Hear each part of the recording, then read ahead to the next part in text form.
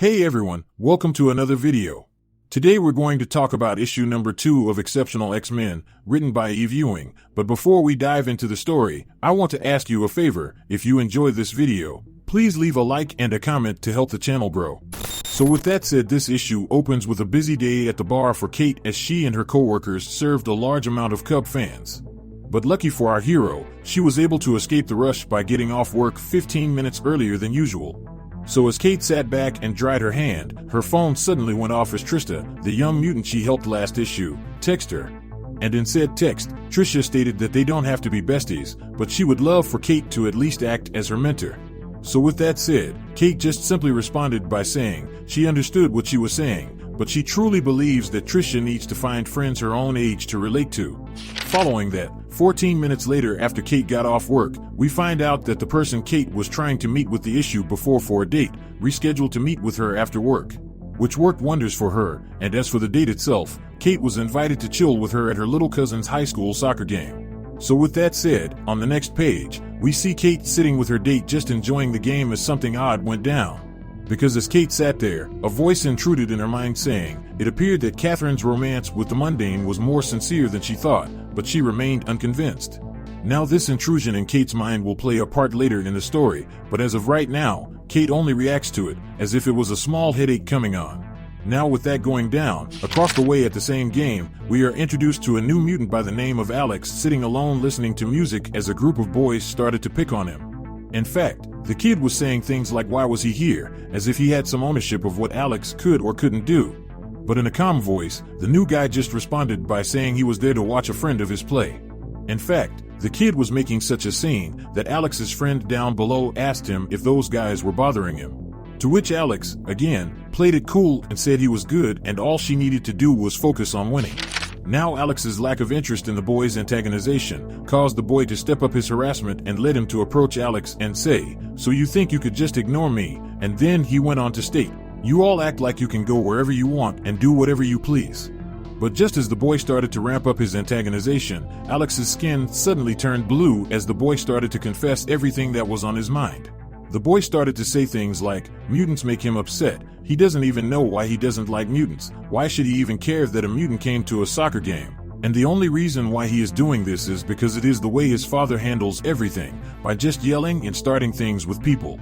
Now as this was going down, you could tell that Alex hated it when this happened, because the last thing he wanted was to be the person everyone opened up to, but due to his abilities, he had no choice but to have that always happen to him. So as the boy's friend started to get upset, Alex's friend's teammate noticed that Alex was being picked on for being a mutant, and unlike Alex's friend, she wasn't about to sit back and do nothing. So as she watched the boys continue to harass Alex, a fit of anger started to boil in her stomach as she called out for Alex's attention. But due to Alex's loud music playing in his headphones, he was unable to hear what Tao was saying, so in an attempt to catch his attention another way, Tao threw up the Midnight M. But due to Alex being isolated most of the time, he had no idea what it meant and thought she was throwing up Spider-Man signs at him. So as Tao's concern continued to grow, we transitioned to Kate still trying to bond with her date, but as they tried to talk, her phone kept going off. And of course, the person on the other end of the text was Trisha. But this time, she was asking about some recommended reading to understand mutant history better. So with Trisha being a constant distraction, Kate had no other choice but to apologize over and over again. But from the corner of their eyes, the commotion caused by the three boys directed towards Alex caught their attention. And on the next page, we see that Tao had had enough and was now storming her way into the bleachers and making a beeline straight towards the three instigators. And with no reservations, Tao got right in the boy's face and called him out on his bigotry. And then when the boy went to attack Tao, her mutant power kicked in and caused him to phase right through her. And just like that, the fight was on, as the rest of the boys tried to join in on the attempted assault on Tao, but to all of their surprise, Tao just kept fighting back. She was holding her ground so well that additional people jumped in on the side of the hater. So as Kate's date took off to find her sister, Kate stood her ground and charged towards the conflict.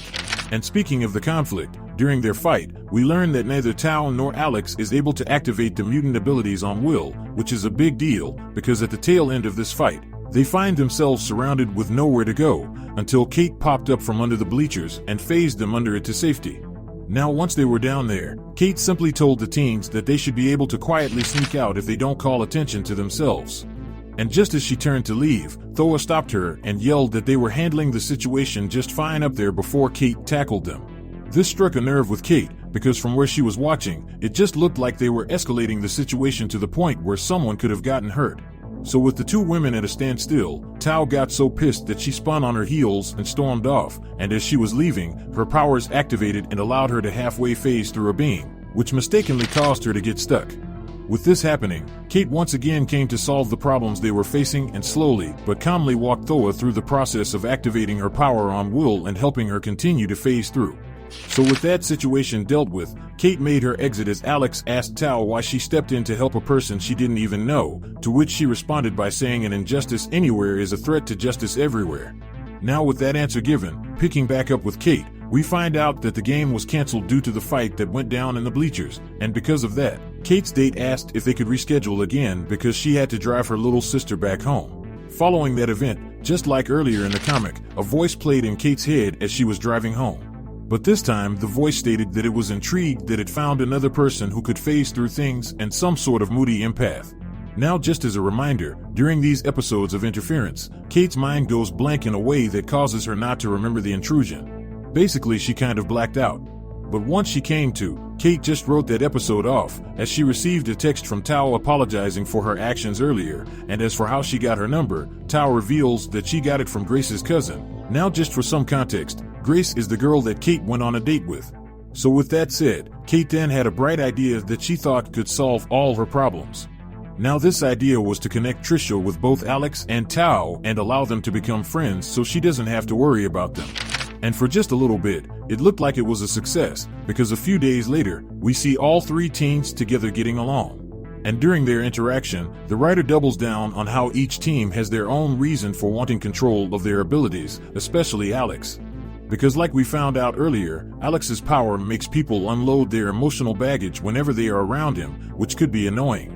Following that interaction, we then jump over to Kate sitting at home thinking about when she was a young mutant in need of help, and how Storm was the one to take her in her time of need and offered her more than an opportunity to learn under her, but also a family to stand beside her. Which if you compare to what Kate is doing now to the kids is night and day, because where people were willing to help and form a community with Kate, Kate wasn't willing to do the same with the next generation, which weighed heavily on her. But luckily for her, on the next page, the next generation wasn't that easy to get rid of. So as the kids tried their hardest to get Kate to speak to them, Kate just stuck to her isolationist and told them to leave her alone. And just as Kate had had enough and was about to yell at them as she opened her door, she noticed on the last page that Emma Frost decided to stop by and take the young kids off her hands.